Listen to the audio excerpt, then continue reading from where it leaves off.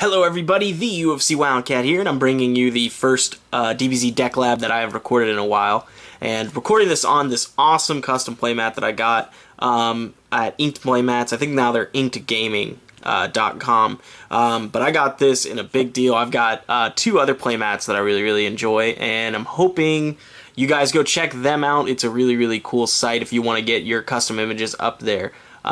I'll maybe make a video later on how to make your image perfect so it comes out the way that you want. But moving on to the deck lab, this week we will be covering Red Wheelo. It's a really fun deck. As I said before in the update video that I posted on Monday, it's not a deck that I think is going to win any regionals. It could actually win some locals for you. It has a lot of potential, but the deck really does suffer because Wheelo is a very weak personality overall, and you know, it's really hard to get him going. But let's get into the deck, and we'll first start off with the list.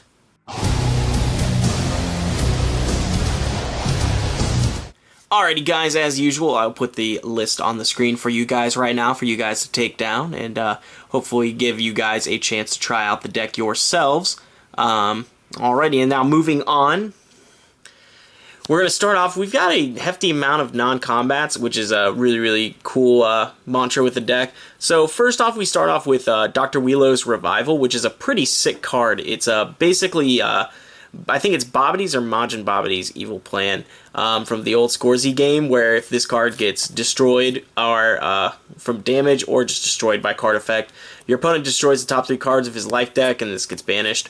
But it's also a setup that says, you know, your opponent can't use events, so it shuts down like Namekian, which runs a healthy amount of events, gains you stages, and then it shuffles back into your deck. So it's not like, oh, I use this and it's banished. It's used and it's put back in the deck. Like, the only way this is going to get out of your deck is if they destroy it while it's on the field, or it gets milled, which is a 3 mill. So right here is 9 cards of mill, which is fantastic for a deck that's thriving on mill. Probably my favorite card, red card from the set. This is basically the end-all be-all replacement for Red Blaze, because it's just so much better. You get a crit effect, so you'll gain an anger, you gain 2 stages when entering combat, and then you draw the bottom card of your discard pile. So card advantage, anger, and stage gain.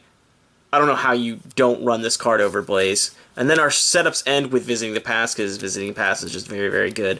We run a healthy amount of drills, and we'll get to the reasoning for that later, but we got Red Despair Drill, you know, adds more damage, because again, Wheelo being a weak personality, we need the more damage that we can get. Embarrassing Drill for all those lower anger effects. Having one that costs 0 is fantastic, as well as the forward stance. Lower in anger to stop an attack is very good. If you can get some critical damage effects off, you get some card draw, and hopefully you can get a combat where you get so much damage that they just can't recover. You got Red Saving Drill. If you level up again, or level down even, you can save your drills by banishing this guy. And then finally, again, more damage buffs.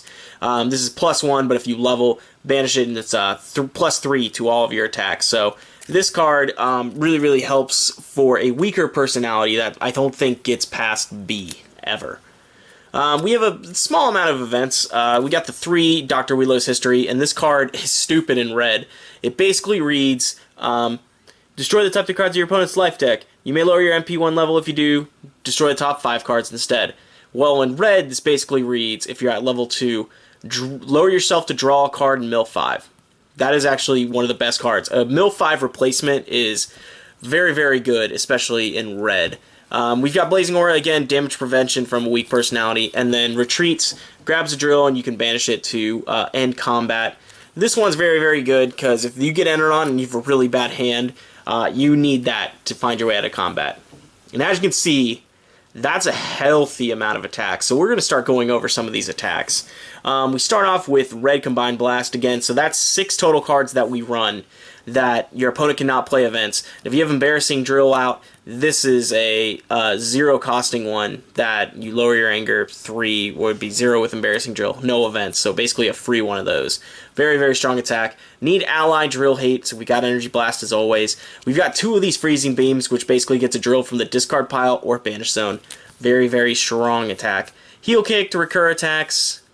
Knee Lift is probably my favorite techie card. Crit is very good, and especially if you have City Destruction, or not City Destruction, but Shoulder Grab going. That's 3 critical effects in just one instance, so very good card there. We got Red Right Punch, which gets drills based on your anger. Very, very good card, especially with all the drills you run. Slide, when you advance or lower personality level, you don't lose your drills as a physical attack, so that's actually a good one. Shoulder Grab, probably best card in the deck. And then Stomach Dive for added damage with 2+ life cards from lowering your anger. Again, the deck is looking to be very, very anger resourcey, so that's the way we've built it. Then we've got our blocks. Endurance 2, gain an anger is really good. Hop, next attack gets a critical damage, use a critical damage effect. That's another very, very good one. And then we got Blocking Hands, because that card is very, very good, especially with the stage gain in Wheelo. We got Red Stop, Omni Block, that you can go grab a drill from your discard pile or Banish Zone by lowering an anger. And obviously, Time is a Warrior's Tool. So that's basically the entire list. That's pretty much a straightforward. You see a lot of anger resource trying to control the anger, and we'll get into some of the reasoning and rationale for that. So let's move on to the strategy of the deck.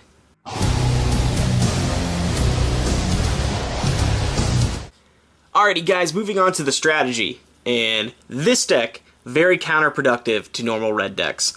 We are wanting to stay on level 1 as much as possible, which is pretty insane. The 1 power-up rating is very disheartening for this deck, and along with that, look at this. If you get hit with 1 physical attack, you're going to 0 no matter where you're at. But the main thing we're using this for is the power. The ability to destroy the top card in mill 2, that's cool, but set your anger to 3. This gets past Wall Breaker. If you're wall broken, who cares? You set your anger to 3. You don't raise your anger to 3. So you get 3 anger to do all these crazy combos, all these resourceful energy attacks. Set your anger to 3 and then combine blast to stop all events. Set your anger to 3 turn 1, and if you have Right Punch, you get 3 drills. That is insane. The amount of board control. If you get this turn 1 with this deck, and you use your power and then use this, that is basically a 6-3 card advantage, which is insane. It's not card in hands, but cards on the field. How is your opponent going to recover from that? It's so much going on. Yeah, if he hits you really big, it's going to be really, really tough to come back from that. But you've got a lot of stuff that can beef up.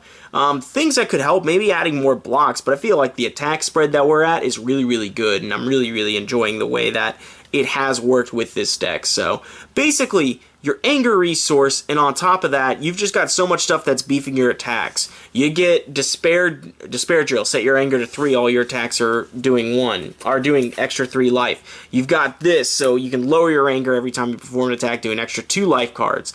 You get Embarrassing Drill to stop that lower, so that you just get a free 2 life cards. You get Forward Stance for blocks. If you hit a critical damage effect, you get a draw a card. It's just comboing into these big, big attack phases where you're just dealing big amounts of damage, and it's hopefully putting your opponent kind of on, like, you know, backwards skates, moving backwards, trying to recover from all these big, big attacks. And that's the reason I really, really like this deck, especially when you've got cards like Willows Revival and Red Combined Blast, which shut off events. You know, it stops your opponent from doing stuff like if you hit him with an attack and he Lord Slug's Regeneration, he basically gets all those cards back. It's really, really huge. So I think this deck really, really can get into the opponent's grill and put them on skates, like I said before. So hopefully that's really good. Let's go into the matchups of the deck.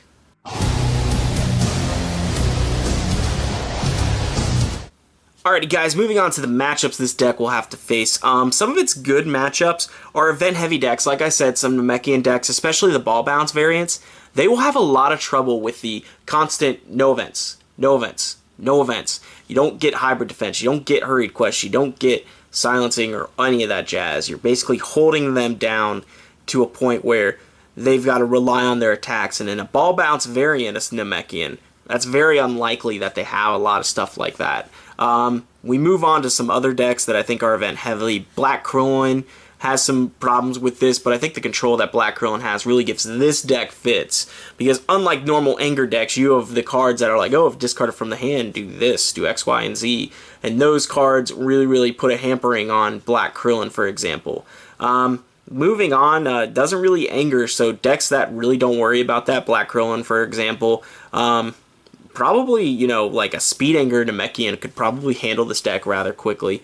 The milling will get circumvented by all the rejuvenation that it has, so maybe that's too much of a problem. If the Slug deck is more just like a Namekian beatdown deck, you know, with a milling. That could be a big problem for this deck. But like I said, it's more of a fun deck. This deck's actually really, really cool to play. If you can get those combos off and put them in a position where they're like, shit, I can't do anything, you're really, really going to have a fun time with this deck. So moving on from the matchups, let's go to the final verdict.